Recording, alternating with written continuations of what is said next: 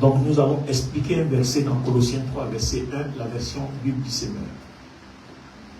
Alors pendant ce temps, quelqu'un regarde la version parole vivante. Il peut y avoir une version beaucoup plus approfondie. Regardez parole vivante pendant qu'on lit Bible du Seigneur. Colossiens chapitre 3, verset 1. Mais vous êtes aussi ressuscités avec Christ. Oui. Recherchez donc les réalités d'en haut, là où se trouve Christ qui siège à la droite de Dieu. De toute votre pensée, tendez vers les réalités d'en haut et non vers celles qui appartiennent à la terre. Amen. Alors, si nous sommes ressuscités avec Christ, on nous demande de tendre vers les réalités d'en haut. Donc, comment est-ce que toi et moi savons que nous sommes ressuscités avec Christ? Première question à laquelle on va répondre. Et quelles sont donc les réalités d'en haut? Et puis on nous demande de nos pensées, il va falloir qu'on scrute bien les réalités d'en haut pour nous y attacher. Donc on s'attache aux réalités d'en haut. Une fois, dès lors qu'on les aura su, et puis on s'y attache par la foi, mais à partir de nos pensées. Et on nous demande de ne pas nous attacher à celles qui sont sur la terre. Donc nous avons 3 préoccupations à débattre ce matin pour répondre à la question, au verset biblique de Colossiens chapitre 3, verset 1. Alors la version parole vivante dit quoi? Du moment donc que dans la communion avec le Christ, vous êtes ressuscités à une vie nouvelle. Nous sommes ressuscités à une vie nouvelle. Recherchez aussi les réalités d'en haut. Recherchons les réalités d'en haut. De là où trône le Christ. De là où le trône de Christ est, où il est assis sur son trône. À la droite de Dieu. À la droite de Dieu. Que toute votre pensée. Que toute notre pensée. Et toute votre affection. Et toute notre affection, tout ce qui est dans nos cœurs. Soit orienté vers ce qui est céleste, les pieds célestes. Ne vous attachez pas aux choses de cette terre. Ne nous attachons pas aux choses de cette terre. Wow. Alléluia. Merci de vous asseoir. Alors, si toi et moi, on est ressuscité avec le Christ, comment est-ce que tu sais que tu es ressuscité avec le Christ? Le Christ est ressuscité en Israël, il y a plus de 2000 ans. Moi, j'ai été créé, je suis né il y a je suis dans ma 57e année. Depuis quand est-ce que je suis ressuscité avec lui? Amen. Mais n'oubliez pas qu'on parle là d'une résurrection spirituelle qui s'acquiert par la foi. Amen. Éphésiens 2, 8 dit, le salut nous est donné par pure grâce. Christ a acquis cette grâce-là pour nous. La version parole vivante dit par la suite du verset que c'est un cadeau. Lui, c'est donc dit, c'est un don. Donc Dieu nous a fait cadeau de cette grâce. Donc on prend cette grâce-là cadeau, mais par la foi. Il suffit de croire dans mon cœur que Jésus-Christ est ressuscité des morts. Il suffit de croire dans mon cœur qu'il a été crucifié, son sang est versé pour mes péchés. Il suffit de prendre l'engagement d'être baptisé pour être uni à lui. À ce moment-là, je suis mort avec lui et je suis ressuscité avec lui. Alors allons-y, Éphésiens chapitre 2, le verset 6 va donner beaucoup plus d'éclaircissement. Éphésiens 2, verset 6, version 1. Par notre union avec Jésus-Christ. Par notre union avec Jésus-Christ. Dieu nous a ressuscités les uns et les autres. Dieu nous a ressuscités les uns et les autres. Et nous a fait siéger les uns et les autres. Il nous a fait asseoir les uns et les autres. Dans le monde céleste. Dans le monde céleste. Donc vous comprenez pourquoi il dit d'être affectionné, de nous attacher, de nous orienter à tout ce qui est céleste. Vous voyez? Parce qu'en fait, ta gloire, ta bénédiction, ta victoire dépendent de ton attachement au monde céleste. Donc beaucoup d'entre nous sont convertis, on vient à l'église, on a des ministères, mais on ne prospère pas parce que le monde céleste et sa manifestation n'est pas attaché à nos vies et ne s'exprime pas à travers nos vies. Amen. Donc il nous faudrait cet attachement indéfectible aux choses célestes. C'est primordial dans notre vie. Amen.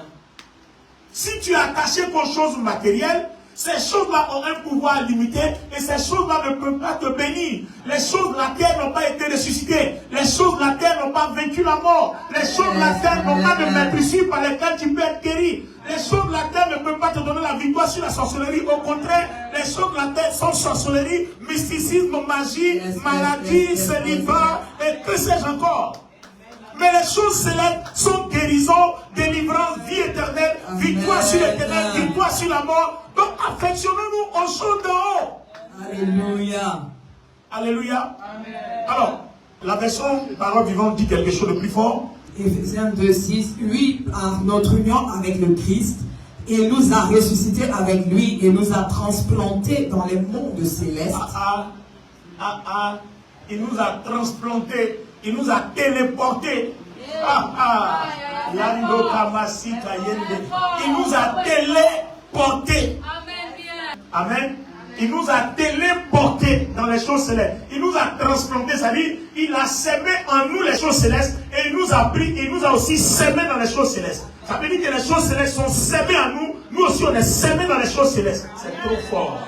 C'est trop fort. Les amis, pendant que je parle, n'oubliez pas. Le Seigneur Jésus dit dans Jean 8:32, il dit, vous connaîtrez la vérité et la vérité vous affranchira. Ça, je suis dans lui, c'est bon. Mais dans la version Parole vivante, il dit, vous comprendrez la vérité et la vérité vous affranchira. Ce que tu ne comprends pas ne peut pas t'affranchir parce que tu ne peux pas avoir la foi sur ce que tu ne comprends pas. C'est quand tu comprends que tu as la foi. Parce que la foi vient de la parole. Donc si tu ne comprends pas la parole, comment peux-tu avoir la foi? Alléluia.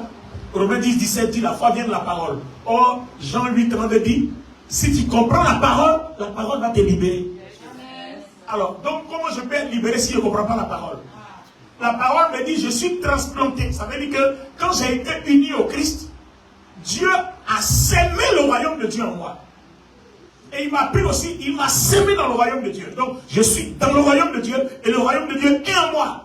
Amen. La version Parole vivante nous a transplanté. En fait, ça ne dépend pas de ton fait. C'est spirituel. Amen. C'est comme une téléportation. Tu es ici et puis paf, tu te retrouves quelque part.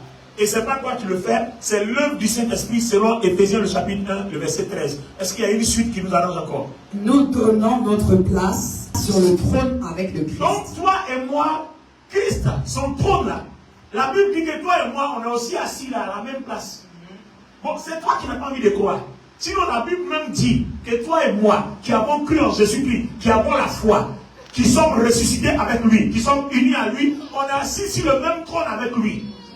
Donc, si tu veux, tu crois, ça te sera bénéfique, et puis tu proclames pour recevoir les fruits, ou alors tu penses que tu es trop nul pour être assis sur un trône de gloire avec le Christ, et puis bon, ben, ta vie reste aussi telle que ça est. Amen. Alléluia. Amen. Soyez concentrés, ce message-là est très fort, ça va déclencher quelque chose. Amen. Parce que n'oubliez pas que ta vie spirituelle, ton salut, tes bénédictions dépendent de ce qu'on t'enseigne à l'église. Et puis ça dépend de la façon dont tu comprends aussi.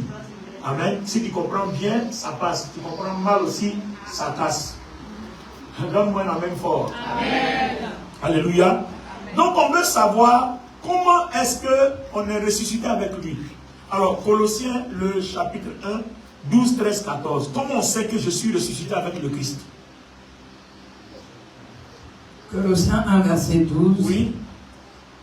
Vous exprimerez votre reconnaissance au Père, oui, qui vous a rendu capable d'avoir part à l'héritage qu'il réserve dans la lumière aux membres de son peuple saint. Oui. Car il nous a arrachés au pouvoir des ténèbres, oui, et nous a fait passer dans le royaume de son Fils bien-aimé.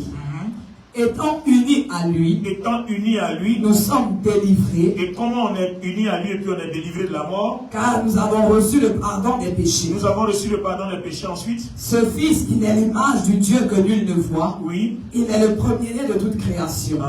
Car c'est en lui qu'ont été créées toutes choses, dans les cieux comme sur la terre, les visibles et les invisibles, les trônes et les seigneuries, les autorités, les puissances. Oui. C'est par lui et pour lui que Dieu a tout créé. Il est lui-même bien avant toute chose et tout subsiste en lui. Oui. Il est lui-même la tête de son corps qui est l'Église. Ce Fils est le commencement, le premier-né de tous ceux qui sont morts. Amen. Donc je retiens une seule chose pendant que nous cherchons dans Galates chapitre 2, 20. Alors, regardez bien, il dit nous sommes unis à lui. Donc, nous devons notre délivrance de par notre union avec lui. Et nous voulons savoir de quelle façon on a été unis à lui. Et je sais que c'est par les eaux du baptême, c'est le verset qui vient pas. On a été unis à lui en passant par les eaux du baptême. Le verset va venir. Mais entends, lis-moi plutôt Galates chapitre 2, à partir du verset 20. Galates 2, verset 19. Version Semeur. Car c'est par la loi que je suis mort au régime de la loi, afin de vivre pour Dieu. Afin de vivre pour Dieu. Oui. En effet, je suis crucifié avec Christ. Voilà, si je suis crucifié avec Christ, ce n'est plus moi qui vis, c'est Christ qui vit en moi. Ma vie en tant qu'homme, je la vis maintenant dans la foi au Fils de Dieu, oui, qui par amour pour moi s'est livré à la mort à ma place. Amen. Maintenant, lis-moi la version parole vivante de ce passage-là. Mais je ne suis pas prêt de le faire, car en réalité, c'est en cherchant à accomplir la loi, c'est par l'Ancien Testament qui m'a conduit au Christ que je suis mort à la loi. J'ai trouvé ma condamnation dans la loi et je suis libre de vivre pour Dieu. C'est à lui que ma vie appartient désormais.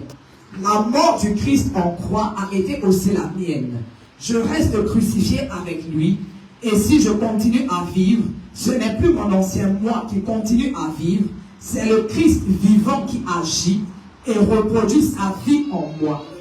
Le reste de mon existence sur terre est une vie vécue dans la foi au Fils de Dieu, Amen, qui m'a aimé jusqu'à mourir pour moi à ma place. Très bien. Alors là, on a encore une information encore supplémentaire. Dis avec une information supplémentaire.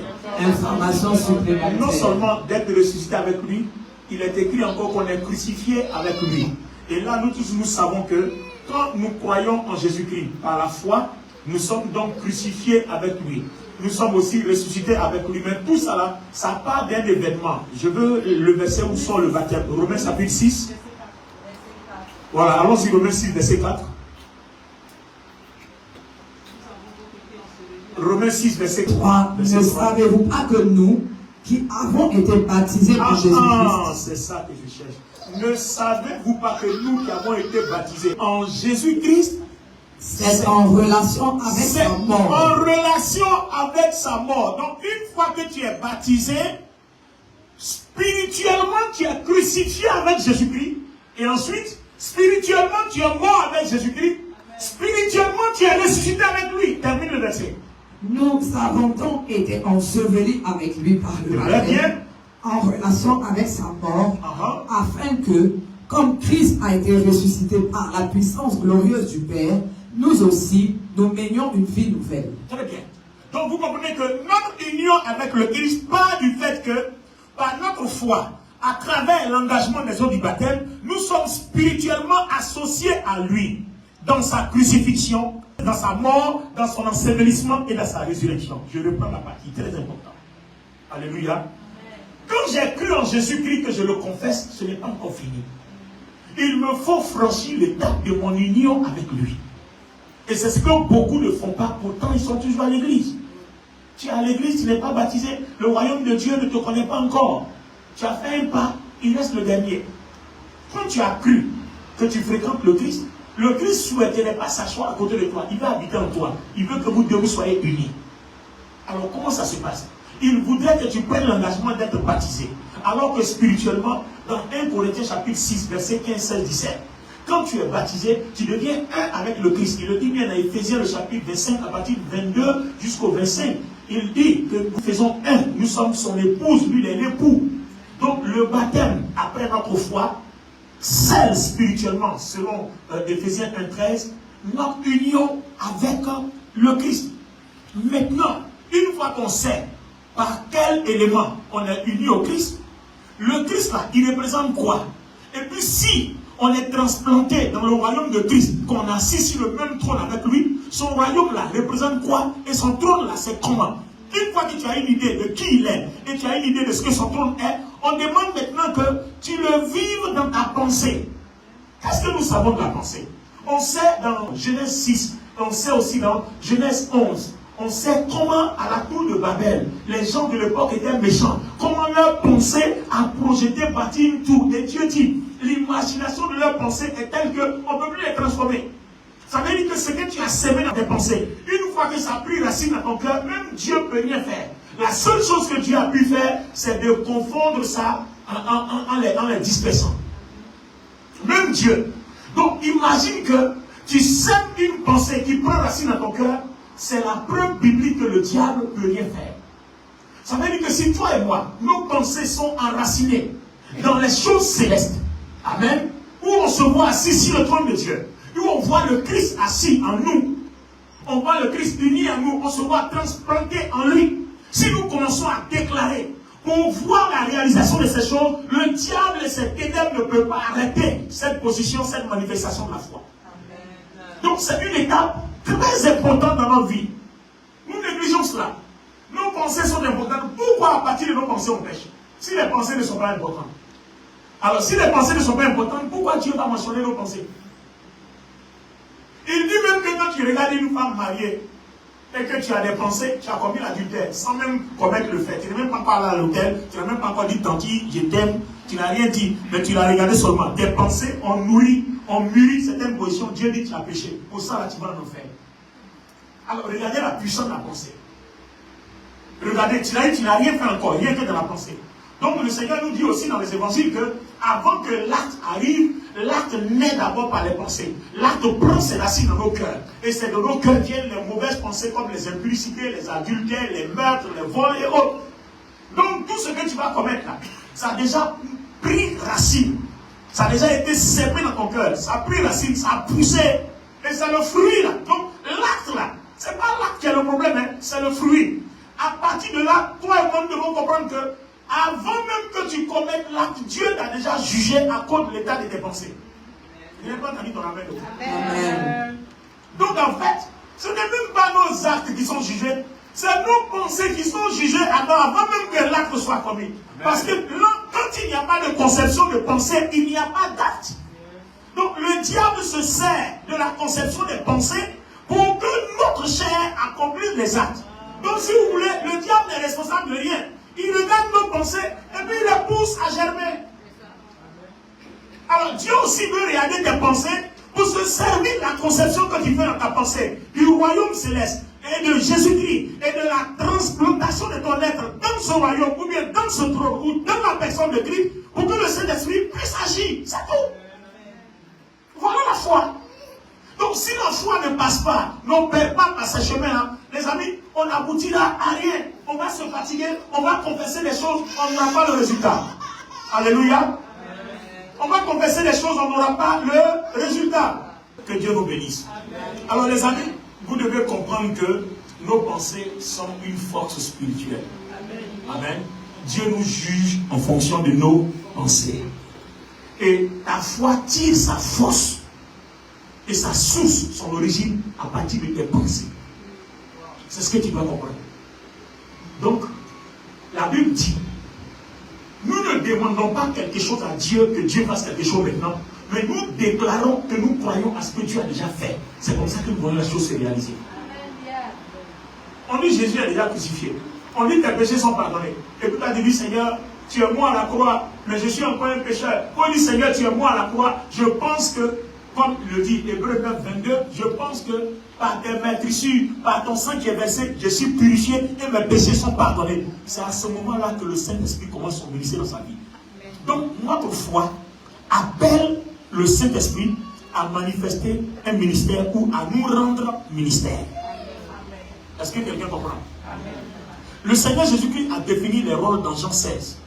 Il dit, le Saint-Esprit ne parle pas de lui-même. C'est-à-dire, quand tes pensées sont fixées sur la parole, c'est à ce moment précis qu'il travaille. Donc, si tu ne comprends pas la parole, comment le Saint-Esprit va travailler? Celui qui cautionne et confirme ta foi s'appelle le Saint-Esprit. Quand tu déclares au nom de Jésus, Satan, va-t'en. C'est pas parce que tu as dit va-t'en, il s'en va. Hein. Tu libères la parole de foi et le Saint-Esprit qui confirme la parole, ça va lui dire, hey, monsieur, on t'a dit de partir. Donc si tu ne vas pas, toi et moi, on va se battre. Et comme le Saint-Esprit a déjà vécu à la croix et au tombeau, il est obligé de partir, sinon il connaît ce qu'il va suivre. Est-ce que quelqu'un comprend? Donc, nous engageons notre foi et le Saint-Esprit confirme et honore notre foi sur la base des Écritures. C'est pour ça qu'un chrétien qui ne connaît pas la parole et qui n'aime pas la parole est nul dans sa foi. Il est un chrétien esclave. La Bible dit qu'aussi longtemps que tu es enfant, tu ne diffères en rien d'un esclave. Parce qu'un enfant ne connaît pas les choses glorieuses. C'est-à-dire que tu viendras à l'église et tu resteras à la surface sur les choses spirituelles. C'est pour ça que Satan a tout fait pour que les chrétiens n'aiment pas la parole. Ils aiment les églises où on s'en va, où on donne prophétie seulement de 4 heures. Et puis quand tu finis les prophéties, quand tu arrives à la maison, le diable t'arrache et puis il dépose. Alors que quand tu connais la parole, quand on te donne la prophétie, quand il vient là, il prend et puis tu le gifles, tu reprends, tu mets à sa place. Vous n'avez pas bien compris. Non, est-ce que vous avez bien compris? Avant de recevoir la parole prophétique, il faut être bien assis sur la parole. Comme ça, on ne peut pas te voler ta prophétie. Les amis, je peux me mettre ici, on va adorer, il va prophétiser sur tout le monde. Aïe, il n'est pas sûr. On va faire démonstration de Dieu. On va prophétiser sur tout le monde. C'est mon métier, ça fait au moins 35 ans qu'il fait ce travail. Je sais sur quel bouton appuyer tout de suite là. Mon esprit va s'ouvrir, mes yeux vont s'ouvrir, mes oreilles vont s'ouvrir. Je vais prophétiser sur chacun de vous. Mais le problème, quand j'ai fini là, comme tu n'as pas la parole, le diable ne dit rien. Pendant qu'il est prophétique, il dit oh oh oh. Bon, fini, je vais arracher. Le Seigneur Jésus a dit, quand on sème la parole là, il y en a qui tombent dans des bonnes terres, dans des terres rocailleuses, dans des terres pierreuses, et tout ça. Donc en fait, il sait que tu es mal assis spirituellement, parce qu'il n'y a pas la parole en toi. Donc il sait que même si on te donne une guérison, 3 jours après, il va remettre la maladie à sa place. Parce que tu ne sais pas te défendre. Donc la première des choses, il faut savoir se défendre spirituellement. C'est ça. Le tout n'est pas de recevoir un miracle. Le tout est de concevoir le miracle par toi-même, par ta foi. Sur la base de ce que tu comprends de la parole. Dieu n'est pas limité. Dieu ne fait pas les miracles seulement avec les pasteurs. Moi, j'ai déjà vu un simple fidèle. Il a pris un de mes messages. Il a donné à un musulman. Le gars a écouté. Quand il a fini, ils ont prié ensemble. Il était paralytique, il a marché. Il n'était pas pasteur. Il n'était pas pasteur. En fait, ils ont compris que ça fonctionne quand tu as compris la parole. C'est tout. Alors, les amis, qu'est-ce qu'il faut faire? Aujourd'hui, nous sommes sur une piste de la manifestation de notre foi. Alléluia. Les choses d'en haut. C'est pour ça que le titre du message, c'est les choses d'en haut.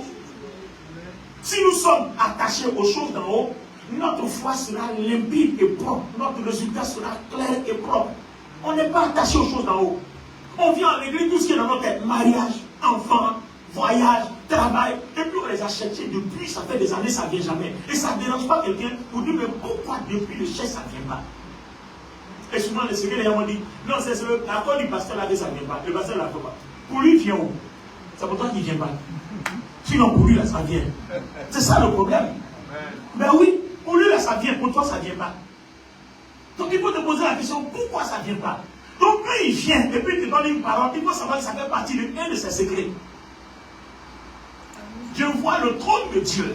Et je vois ce que ça représente. Et je sais que ce trône-là, Satan a peur de ça. Donc, je conserve ça dans mes pensées. Je conserve ça dans mon cœur et je le confesse chaque fois. Et chaque fois que je le confesse, j'éloigne de moi toutes les circonstances qui m'empêchent d'avoir enfant, d'avoir travail, d'avoir l'argent, d'avoir papier, d'avoir mes diplômes. En fait, c'est ça. C'est comme ça que ça fonctionne. Alors, on ne va pas aller longtemps, loin. Ce trône-là, il ressemble à quoi? Lisez-moi Apocalypse chapitre 4. Ce trône-là ressemble à quoi? Verset 1. Oui. Alors, laisse-moi lire, c'est pas grave. Après cela, je vis une porte ouverte dans le ciel. On dit, affectionnez-vous aux choses d'en haut, non? Donc là, on est dans le ciel. Et la voix que j'avais entendu me parler au début et qui résonnait comme une trompette me dit, monte ici et je te ferai voir ce qui arrivera à la suite des temps. Donc, monte ici. À un moment donné, il faut se rapprocher de Dieu, comprendre que si tu es à un certain niveau, tu ne vois pas tout. Vous voyez? Jean était à un niveau, on lui a dit, monte ici pour que tu vois. Donc là où tu es là, si tu ne montes pas ici, tu ne peux pas voir. Si tes pensées ne travaillent pas, tu ne verras pas. Et si tu ne comprends pas la parole, tu ne verras pas. Si tu ne t'affectionnes pas aux choses d'en haut, que tu ne vois pas ce que c'est que Jésus, le trône dans lequel tu as été transplanté, tu ne verras pas. Donc monte ici. Regarde ton voisin, fais-lui un beau sourire, il dit monte ici. Maintenant, regardez bien. Hein. Celui qui siégeait, c'est-à-dire Jésus, auquel tu as été uni, avait l'aspect d'une pierre de jaspe, de sardoine. Un arc-en-ciel entourait le trône, brillant comme l'émeraude. On parle de trône tout à l'heure. On dit, toi et moi, on est assis sur le même trône. On dit, ce trône-là brille comme l'émeraude. Va sur Google, va taper l'émeraude. Quand tu vas voir ça, tu vas dire, ah, donc c'est comme ça que je suis spirituellement. Va chercher sur. Je n'aurai pas le temps d'expliquer tout ça. les pierres de jaspe, sardoine, quoi encore, émeraude, quoi encore, chrysolite, saphir. Va chercher la définition de tout ça sur Internet et puis tu vas voir à quoi tu ressembles spirituellement. Donc quand tu brilles comme ça spirituellement, la gloire de Dieu attire maintenant les bonnes choses. Or, toi tu vas attirer les bonnes choses sans revêtir la gloire qui attire les bonnes choses. Ça ne fonctionne pas. Voilà tout notre problème. On veut seulement qu'on nous impose les mains et puis les bonnes choses vont arriver. Spirituellement, c'est du mensonge. Les bonnes choses ne viennent pas par hasard. On t'enseigne ce que c'est. Et puis quand tu comprends là, maintenant quand on t'impose les mains, pendant qu'on prophétise sur toi, tes yeux voient les bonnes choses là en toi. Amen. Et puis tu les appelles en parlant, en disant amen, en possédant, en prophétisant, en déclarant. C'est comme ça que le Saint-Esprit les manifeste. Parce que le Saint-Esprit ne confirme que la parole de Dieu. Amen. Si nos prières ne sont pas fondées sur la parole de Dieu, le Saint-Esprit ne fera rien. Il est là que pour confirmer la parole de Dieu. Il ne parlera même pas de lui. Si tu lui dis Saint-Esprit, accompagne-moi, oui, il va t'accompagner sur quelle base? Parce que tu crois en Jésus-Christ. Parce que tu es uni au Christ. Parce que tu comprends pourquoi tu lui dis accompagne-moi. Alors le Saint-Esprit t'accompagnera. Mais si tu lui dis accompagne-moi à ton rendez-vous farfelu, je m'en vais à boire de nuit, accompagne-moi, il ne va même pas t'accompagner parce qu'il va dire donne-moi le verset biblique qui me pousse moi à t'accompagner parce que c'est mon ministère. Mon ministère se trouve dans les versets bibliques. Je t'accompagne en boire de nuit en tant que quoi? Par rapport à quoi? Où est-ce que c'est écrit? Donc tu vois, tu as fait la prière, tu crois qu'il est avec toi, mais en fait en réalité tu n'es pas dit seul. Parce qu'il n'y a pas un verset biblique qui te donne droit d'aller là où tu t'envoies. Voilà le problème. Alors, autour du trône se trouvaient 24 trônes. Autour du trône, il y a 24 trônes. Donc ce n'est pas une petite affaire. Cette affaire de trône. Autour du trône, il y a encore 24 trônes. Et sur ces trônes siègent 24 représentants du peuple. Ils étaient vêtus de blanc et portant des couronnes d'or sur la tête. Du trône jaillissaient des éclairs, des voix et des coups de tonnerre. Devant le trône brûlent 7 flambeaux ardents, qui sont les 7 esprits de Dieu. Devant le trône s'étendait comme une mer de verre, transparente comme du cristal. Et autour du trône se trouvent 4 êtres vivants, remplis Dieu partout, couverts Dieu devant et derrière. Voilà la gloire à laquelle toi, ton esprit est uni. Oh, ce sont ces réalités-là que Satan fuit. Quand il voit ça là, il s'éloigne parce que ceux-là l'ont vaincu. S'il insiste, ils vont le détruire. Oh, il n'est pas important qu'il soit détruit. Il va fuir. Voilà ce qu'on te demande d'avoir dans tes pensées, dans Colossiens 3. Affectionne-toi aux choses d'en haut. Voilà ça. Si ces choses-là ne sont pas dans tes pensées, tes proclamations sont vaines parce que c'est ce que tu vois que tu reçois. Élie a dit à Élisée, demande-moi ce que tu veux pendant que je serai enlevé avec toi. Parce que si tu as vu, c'est que tu as reçu. C'est un principe spirituel. Tu ne recevras jamais ce que tu n'as pas vu dans tes pensées. En accord avec les Écritures. Les amis, ce que nous sommes là, c'est ce qu'on vous prêche. Il n'y a pas de magie. Tu ne recevras rien que tu n'aies vu dans tes pensées. Élie a dit à Élisée, si tu as vu, c'est que tu as reçu. Tout à l'heure, quand on va prier, je te demanderai, en accord avec les Écritures, quels sont les privilèges que Dieu t'a donnés. Vois-les dans tes pensées. À partir du moment où tu les vois dans tes pensées, commence à les proclamer. Le Saint-Esprit va faire parce qu'il n'attend que ça. En accord avec la parole de Dieu. Oh. Alléluia. Amen.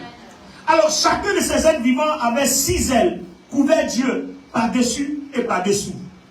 Jour et nuit, il ne cesse de dire Saint, Saint, Saint est le Seigneur Dieu, le Tout-Puissant, qui était, qui est et qui vient. Waouh! Tu as dit, notre Seigneur, notre Dieu, qu'on te donne gloire, honneur et puissance, car tu as créé tout ce qui existe. L'univers entier doit son existence et sa création à ta volonté. Amen. Waouh!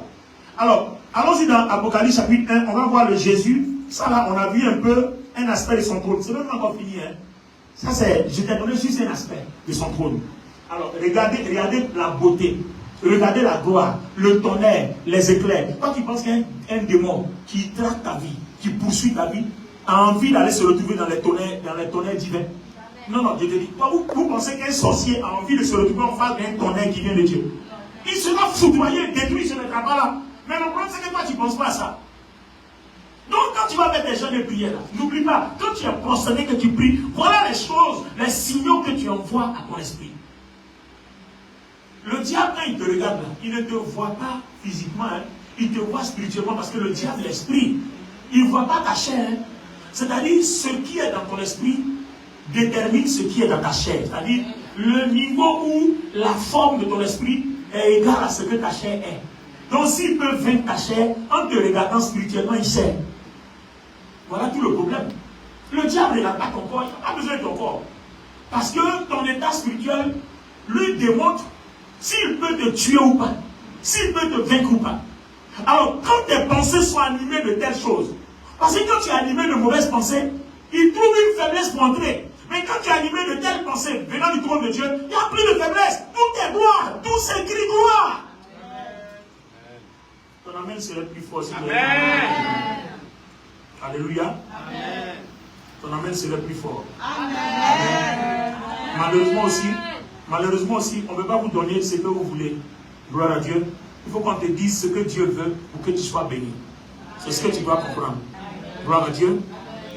Alors, regardez un peu à quoi Jésus ressemble. Il dit, Jean salue les 7 églises qui sont dans les provinces d'Asie. Ça, je suis dans l'Apocalypse, chapitre 1, verset 4. Il dit que la grâce et la paix vous soient données de la part de celui qui est, qui était et qui vient, de la part des 7 esprits qui se tiennent devant le trône, de la part de Jésus-Christ, le témoin digne de foi, le premier-né d'entre les morts et le souverain des rois de la terre. Je commence par souverain des rois de la terre. Quand vous prenez un royaume, il y a quelque chose que vous devez comprendre. Dans le royaume, le roi, il est propriétaire, il est maître de tout. Donc si par exemple, vous êtes dans un royaume, donnez-moi un nom bizarre, un nom quelconque, un royaume. Si vous êtes dans un royaume, le royaume est métaphore, d'accord? Dans ce royaume-là, le roi est propriétaire et seigneur de tout. Maintenant, Jésus-Christ, auquel toi, ton esprit est uni, est présenté ici comme le Seigneur de ce Seigneur-là. Ça veut dire que là où Jésus est au ciel, uni à ton esprit, là où Jésus a tout fait pour que toi, tu sois incorporé dans le royaume et que le royaume soit incorporé en toi, voilà à quoi il ressemble. Donc, c'est à ça que ton esprit ressemble. Donc, ce que ton esprit est là, c'est ça qui est ton pouvoir divin. Amen. Est-ce que vous comprenez? C'est ce qui est ton pouvoir divin et c'est par la foi que tu manifestes ce pouvoir. C'est tout. On a déposé quelque chose dans ton esprit. On dit confesse, prophétise et déclare. C'est tout. Tu confesses, tu prophétises et tu déclares. Et tu verras la chose s'accomplir. C'est tout. Jésus a dit, si vous avez la foi comme un grain de sénévé, vous direz à cette montagne, déplace-toi. Mais je ne vais pas, c'est pas pour ça que je vais trouver n'importe quelle montagne et puis je lui dis, Jésus m'a dit de te dire de te déplacer, déplace-toi. Le Saint-Esprit va te dire, si tu déplaces la montagne, là, ça te fait quoi? Est-ce que vous comprenez? En fait, il parle en parabole pour dire que vous n'avez pas besoin de beaucoup de choses pour qu'il y ait des miracles. Vous avez besoin seulement de comprendre comment ça fonctionne. Et c'est comment ça fonctionne là, c'est de ça qu'on parle. Amen. Alors, rien que parler de souverain, on voit ce que Jésus a tout pouvoir. Il est éternel, il ne meurt plus, il était, il est le témoin fidèle, il est le premier-né, ressuscité de la mort. C'est-à-dire qu'il a vaincu la mort. Donc quelque chose qui est uni à ton esprit, quelqu'un qui est uni à toi qui a vaincu la mort. Et puis il est attaché à ton esprit donc ne meurt plus. Amen. Alors, donc si ton esprit ne meurt plus, ça me permet de comprendre le verset qui dit, n'ayez pas peur de celui qui peut tuer que la chair, mais il ne peut pas tuer l'esprit. Parce qu'en réalité, il ne peut pas tuer l'esprit. Pourquoi? Le Seigneur Jésus sait que ton esprit est immortel à cause de l'union de ton esprit à lui. Parce que 1 Corinthiens 6, 15, 16, 17 dit que vous êtes toi et Christ, vous êtes un spirituellement. Donc un sorcier ne peut pas tuer ton esprit. Donc si tu es conscient qu'il ne peut pas tuer ton esprit, que tu développes la gloire de ton esprit, il ne peut donc pas aussi tuer ta chair. Mais c'est quand tu ne sais pas qu'il peut entrer dans ta chair. Voilà tout le problème. Alors, je voudrais m'arrêter là ce matin, juste pour qu'on comprenne que le Jésus auquel tu es uni, il est trop puissant. C'est pour ça que la Bible dit, celui qui est en moi, ce qui est en moi est plus grand que ce qui est dans le monde. Voilà tout le message. Christ en nous, l'espérance de la gloire. L'ennemi ne peut rien te faire, parce que ce qui est en toi est trop grand. Mais est-ce que tu es conscient? Est-ce que toi-même tu vois ce qui est en toi? Vous voyez? Est-ce que tu le vois? Si tu as vu, c'est que tu as reçu. Moi, pendant que je parle, je vois le trône, je vois les éclairs. Pendant que vous êtes assis ici, est-ce que vous ne le voyez pas chez vous à la maison? Mais vous n'êtes pas là-bas. Tu ne vois pas chez toi à la maison. Tu vas chez toi. Même tu me regardes les yeux ouverts, mais tu vois chez toi. Si tu me demandes, chez toi, descendre à quoi, tu vas décrire la rue là. Il y a tel magasin ici, il y a tel magasin là. Avant de rentrer chez moi, l'interphone là, il y a un petit trait bleu. Ou bien quand on prend les escaliers, même quand tu rentres dans l'ascenseur va pas attendre 2 minutes et tu vas aller arrêter là-bas. Pendant 2 minutes avant que l'ascenseur s'ouvre. Tout ça là, tu vois. Donc quand je lis la parole de Dieu là, que je suis en train de décrire, c'est ce que tu vois dans ton esprit. Et c'est ce que tu déclares. Ah, quelqu'un dit, ah, c'est ça, en fait, c'est comme ça que ça se passe. Ce ne sont pas des inventions. On n'invente pas, on n'imagine pas ce qu'on veut. On met dans nos pensées ce que la parole de Dieu dit. Alors, je vais vous aider channellement comment mettre dans nos pensées. Amen. Et puis on va prier. Alléluia. Voilà, je m'arrête là parce que le Saint-Esprit me convainc que le message est bien compris. Amen. Gloire à Dieu. Alors, je vais vous montrer quelque chose. Suivez bien. On a besoin de les amis, regardez-moi. Regardez-moi. On va faire quelque chose. On va critiquer Mme Djibouti. D'accord. On a besoin de dire je suis là, ma soeur, il n'est pas traite. Il ne va même pas pour moi. Ils sont méchants. Et quand ils sont frères, ils sont à la maison. Et donc ça. Ouais. Et puis, par exemple, le dernier. Là, ici, il tombe là, le premier, quand ils sont, les figures sont serrées comme ça. Ici, et comme moi aussi, je ne dis pas, sinon, j'allais prendre ma maison. Mais comme je ne dis pas ici, je prends ma maison, ça a resté vide. Donc, je suis obligé d'être chez eux. C'est ça. Bien, les amis, vous voyez, non? J'ai raconté n'importe quoi. Bien, en tout cas, il y a beaucoup de alors, et ensuite, t'as vu, j'ai raconté n'importe quoi. Maintenant, viens ton mari. Viens ton mari. Ensuite, venez. Ah, voilà.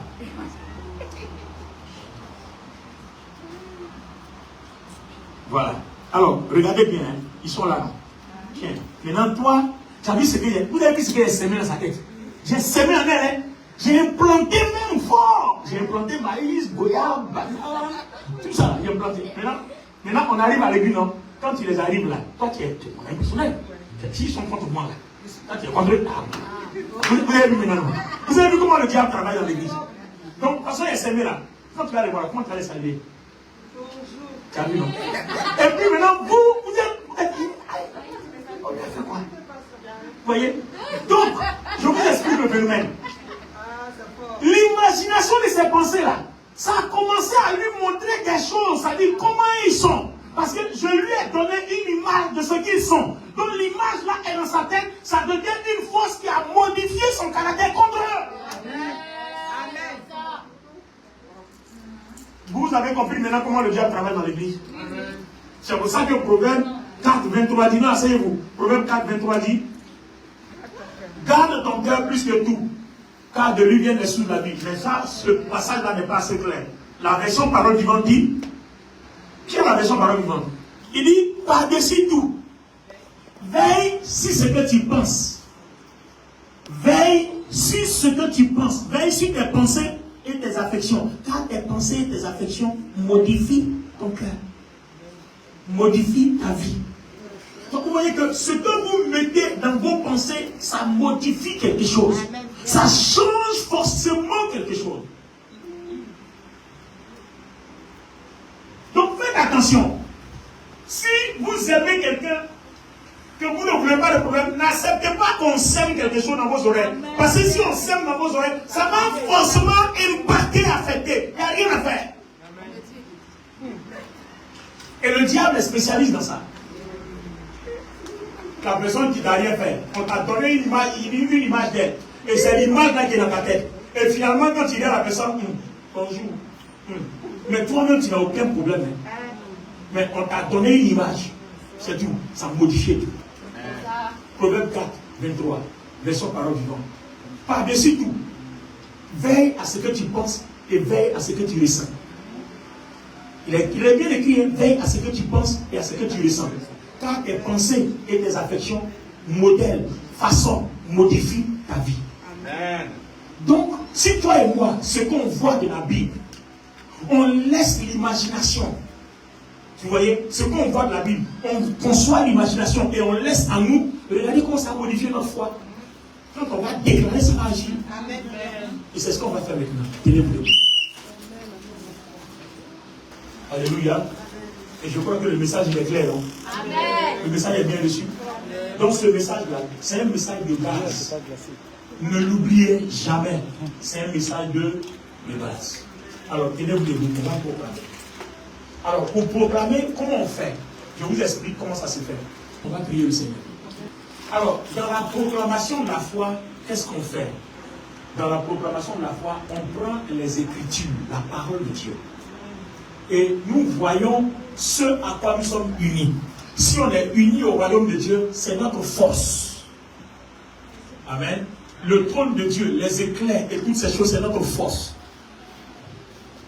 Nous allons donc déclarer ce que nous sommes. La Bible dit que tu es enfant de Dieu. Donc, en tant qu'enfant de Dieu, le trône de Dieu, là, tu es transplanté dedans. Donc, on va déclarer qu'à partir d'aujourd'hui, tout ce qui a lié notre esprit, là, la gloire du trône de Dieu, là, va tout détruire et nous habiller tel qu'on a lu dans l'Apocalypse, tel que le trône de Dieu est là. Parce qu'on dit on est assis sur ce trône. Tu ne peux pas être assis sur ce trône avec la saleté. Si tu te vois sale sur ce trône, tu seras sale. Mais si tu te vois glorieux comme le trône est glorieux, ta vie sera glorieuse. Et c'est ce que tu dois déclarer tous les jours. Il y a des gens qui vont à des rendez-vous, tu arrives là-bas, on te regarde et puis le monsieur même commence à te détester. Parce que les sorciers et autres ont mis et démons ont semé des choses en toi.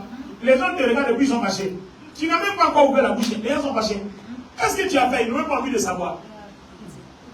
Tu lui dis bonjour, même le monsieur même te regarde, ça à peine, ou bien la dame qui fait les débuts, ça à peine, même si elle te dit bonjour. Et ça commençait comme ça. Hein. Tout ce que tu dis, on n'écoute même pas. C'est-à-dire, on t'a déjà réfugié. Et puis on dit, allez-y, on vous appelle. On ne t'appellera jamais. Alors que quand il y a la gloire, vous ne vous êtes pas rendu compte qu'il y a des endroits où vous allez, et puis on vous aime. Vous ne savez même pas ce qui s'est passé. Mais on vous aime. Mais ce jour-là, vous avez tellement bien prié, votre esprit est bien revêtu. Parce que ce que votre esprit est là, c'est cette gloire-là qui se reflète au dehors. C'est-à-dire, ce que vous êtes de l'intérieur, c'est ce que vous êtes, c'est ce que l'ennemi voit, enfin les gens voient de l'extérieur. Amen. Si ton esprit est sale, ton corps, ton cœur sera terne. Même Proverbe dit quoi? Quand ton cœur est mauvais, ça se ressent sur ton visage. Mais quand ton cœur est joyeux, ça se ressent aussi sur ton visage. Donc vous comprenez? Ton intérieur là, donne la gloire à l'extérieur, ou bien ton intérieur rend ton extérieur terne. Alors on va proclamer.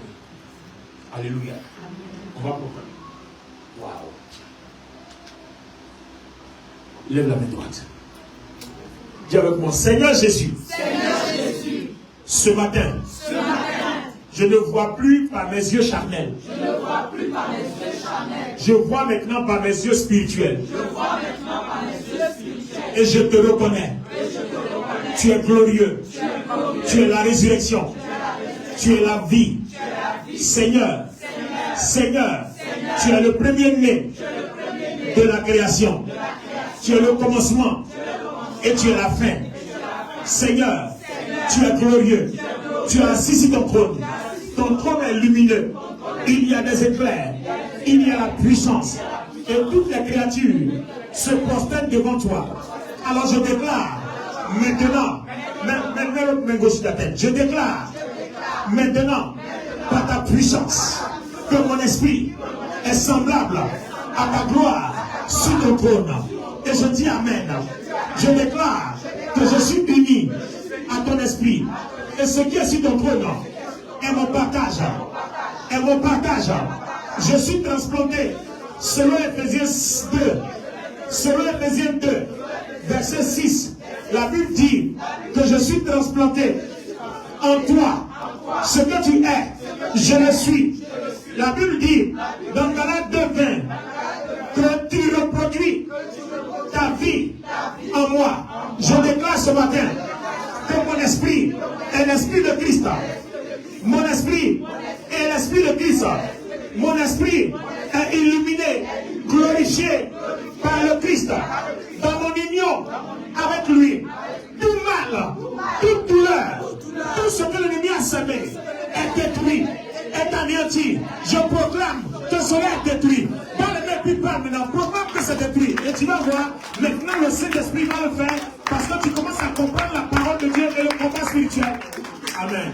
On va faire une deuxième expérience, un deuxième essai. Donc sur vous à la maison, c'est comme ça que vous devez prier. N'oubliez pas, votre miracle, vous l'avez déjà. Dieu veut seulement que vous le déclariez. Amen. Alors, tu vas prendre par exemple ton cas, le travail, le mariage, peu importe le sujet. Hein. N'oublie pas aussi que tout ça, ça vient quand tu es délivré. Donc tu vas voir ton esprit, là où tu sens qu'il y a des démons, là où tu sens qu'il y a encore des maris de nuit, il y a des faiblesses, tu vas purifier ce côté-là. Amen. Donc lève une main droite et mets une main gauche sur la tête. Dis avec moi, Seigneur Jésus, ce matin, je crois. La Bible déclare, dans 1 Jean, verset 4 à 5, que tu es lumière, que en toi, il n'y a point de ténèbres. Je déclare que je suis uni à toi. Ce que tu es, c'est ce que je suis. Tout ce qui est ténèbres dans ma vie, à l'instant, n'existe plus. Tout ce qui est maladie dans ma vie, qui vient des ténèbres, n'existe plus. Tout ce qui est blocage, qui vient des ténèbres, n'existe plus. Et je le proclame. Et pendant que je proclame, que je dis amen en même temps, mon esprit est libéré de toute ténèbres, de toute maladie, de tout blocage. Ma main est prise maintenant. C'est comme ça que ça se passe. Merci Seigneur.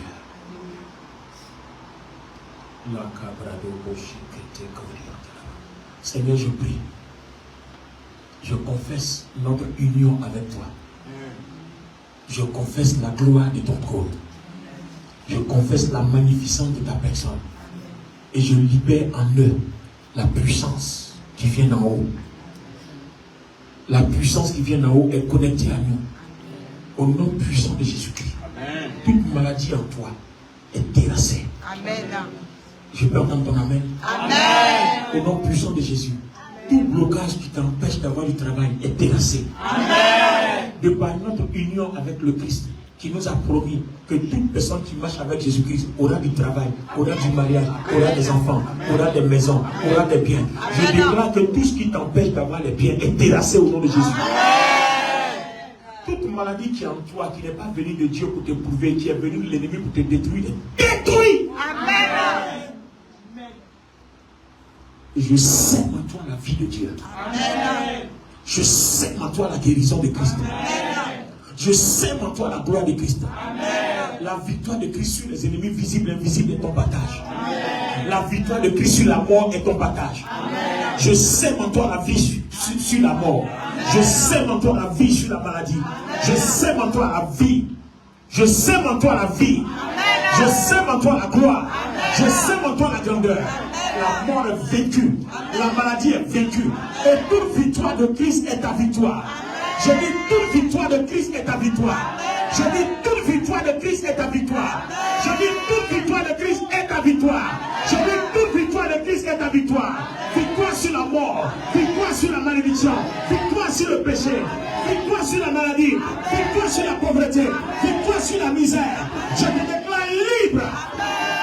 Vous comprendrez la vérité et la vérité vous affranchira. Vous connaîtrez la vérité et la vérité vous affranchira. Aujourd'hui, cette vérité que tu as connue, je déclare que par ta foi que tu as, tu es libre au nom de Jésus. Seigneur, merci. Cela est ainsi. Toute la gloire te revienne au nom de Jésus. Et nous disons Amen. Amen. Amen. Amen. Et Amen. Applaudissez pour le Seigneur. Alors, je voudrais juste vous dire, vous voyez, non? Si vous avez l'habitude de prier comme ça, vous faites la bonne prière. Et c'est comme ça que vous avez du résultat. Sinon, nos prières, quand on s'assoit, Seigneur, donne-moi du pain, donne-moi du travail, ça ne fait rien du tout. Amen. Il y a toute une démarche biblique. La foi opère à partir de toute une démarche biblique. Donc, il faut qu'on te l'enseigne. Et ce qu'on t'enseigne là, il faut le pratiquer à la maison. Il ne faut pas attendre de venir pratiquer ça à l'église. Non. C'est pour pratiquer à la maison, au travail, dans la rue, partout où tu passes dans ta vie quotidienne qu'on t'enseigne ça. Et quand on vient à l'église ici, là, c'est pour adorer, avoir d'autres instructions pour aller les pratiquer à la maison.